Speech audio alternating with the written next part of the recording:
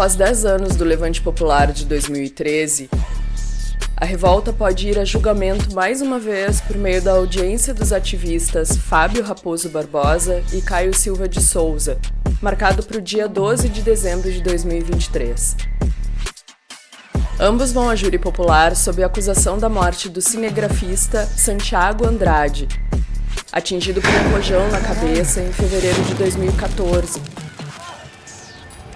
enquanto registrava confrontos entre manifestantes e policiais para a TV Bandeirantes, no centro do Rio de Janeiro, perto da Central do Brasil. Apesar do que o Estado, através do punitivismo populista penal, e a mídia, através do linchamento discursivo, tentam emplacar, o desvairado que soltou a bomba assassina é um exemplar conhecido de baderneiro, como tantos que vêm espalhando terror infiltrados entre manifestantes. Caio e Fábio não poderiam ser responsabilizados pela morte de Santiago Andrade. A explosão de um artefato como aquele não é previsível e, portanto, qualquer noção de intenção teria que ser descartada. Se fizéssemos 10 reconstituições do incidente, obteríamos 10 resultados diferentes. Além disso, não existe nenhuma prova conclusiva de que o morteiro que acertou o jornalista tenha sido disparado pelos manifestantes, já que existem relatos de testemunhas de que naquele dia a própria polícia estava com morteiros.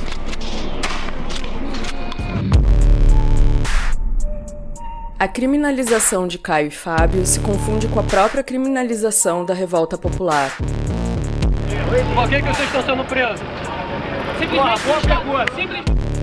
E foi a maneira que o Estado encontrou para tirar as pessoas das ruas do Rio de Janeiro. Lembrando que até aquele momento, na cidade, as manifestações atraíam grandes massas e contavam com grande apoio popular. Somente através da fabricação de uma acusação de assassinato, diante de um terrível e evitável acidente sofrido pelo jornalista Santiago, foi possível emplacar um discurso para fazer as pessoas temerem sua própria capacidade de insurreição.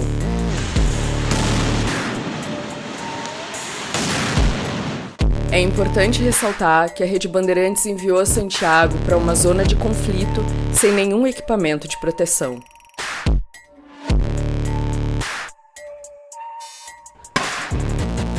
Diante disso, o julgamento segue confirmado sem que a Rede Bandeirantes tenha liberado as imagens completas que estavam na câmara do jornalista quando foi atingido. A emissora foi intimada a entregar essas imagens, mas entregou apenas uma parte claramente editada. Não podemos então deixar de perguntar: o que há para se esconder nesses arquivos? Por que querem que os manifestantes sejam julgados sem que essas imagens apareçam? Nossa luta neste momento é para que o julgamento seja adiado e não ocorra dia 12 de dezembro sem que a defesa tenha acesso às imagens completas, garantindo assim o amplo direito de defesa de Caio e Fábio. Mas é também pela sua absolvição e pela extinção de todos os processos fabricados envolvendo manifestantes e lutadores das jornadas de 2013.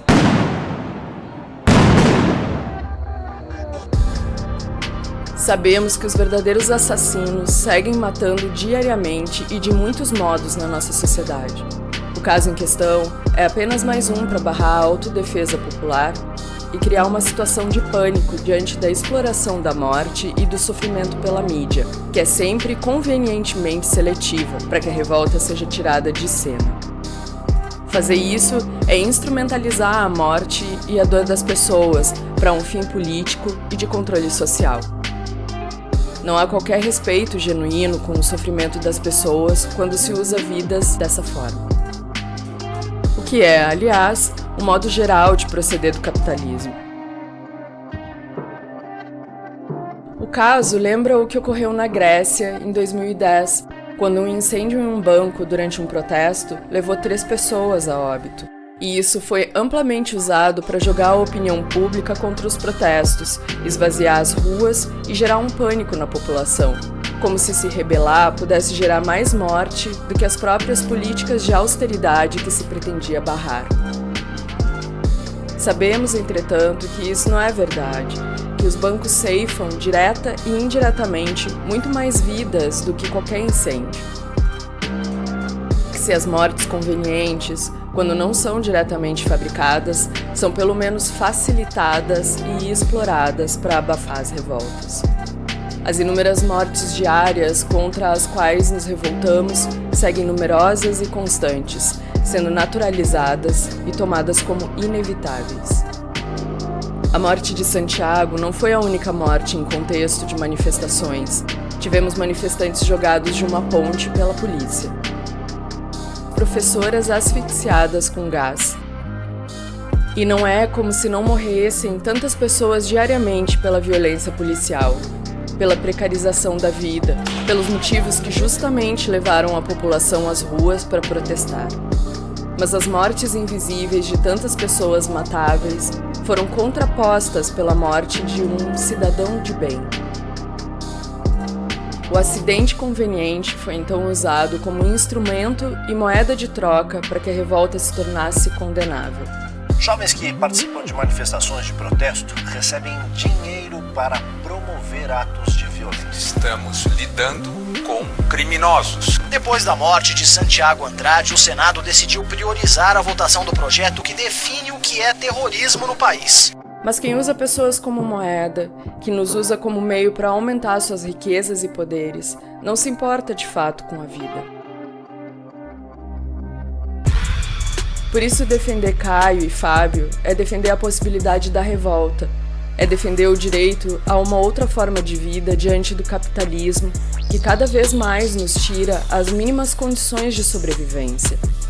Somos todos nós que não nos conformamos com essa vida sem o mínimo, que não nos calamos diante das opressões e que lutamos por uma outra sociedade livre e igualitária, que também estamos indo a júri sem direito de defesa.